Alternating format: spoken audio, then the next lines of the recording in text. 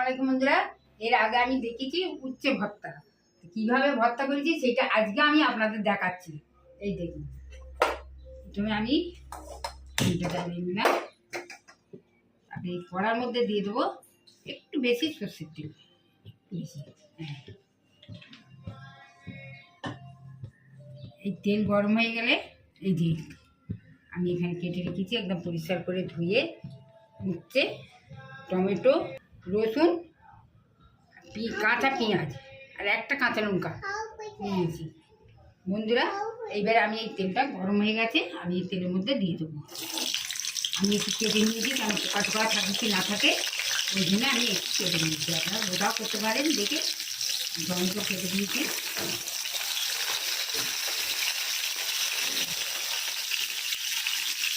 আবার দিয়ে দেবো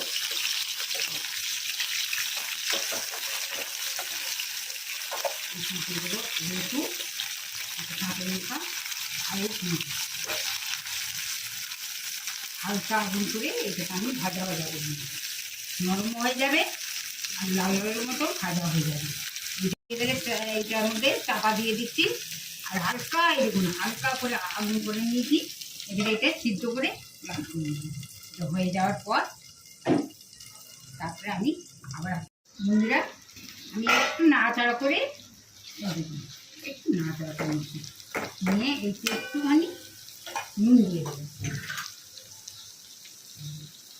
অল্প না দিয়ে দেখাচ্ছি, অল্প একটু নুন দিয়ে দেবো।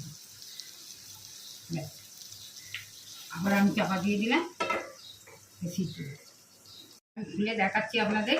এই দেখুন, একদম পুরো রেডি। এই দেখুন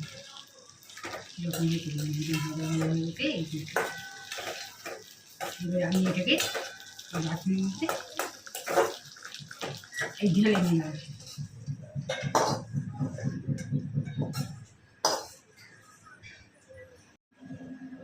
আবার এই উনুনে জ্বলতে উনুনে আমি আবার কড়া বসে দিলাম।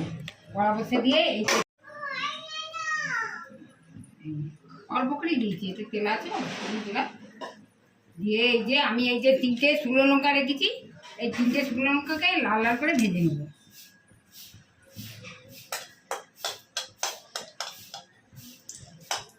যত ঝাল হবে তত খেতে ভালো লাগবে। হ্যাঁ, যত ঝাল ঝাল লাগবে তত খেতে ভালো লাগবে। একটু লাল লাল করে ভেজে নেবো।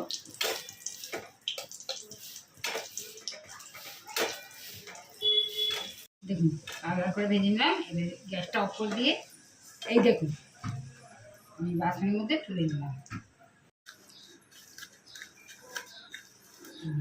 নুন দিয়ে লঙ্কাটা মাখলে, হ্যাঁ, লাল করে লঙ্কাটা মাখা যাবে না, গরম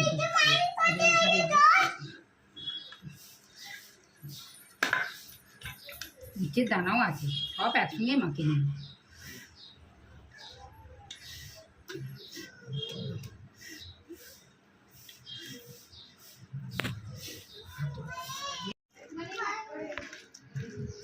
আমার সব মাখানো হয়ে গেছে। মাখানোর পর আমি দেবো 3 ফোঁটা মতন লেবু রস, 3-4টা লেবু রস দিয়ে দিলাম। দিয়ে আর একবার মাখিয়ে নেবো, দিয়ে দিলাম।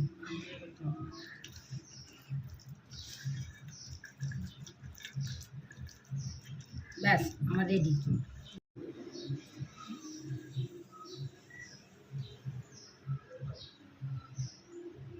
আমার উচ্ছে ভর্তা রেডি। আপনাদের সঙ্গে আবার দেখা হবে পরের ভিডিওতে। টাটা।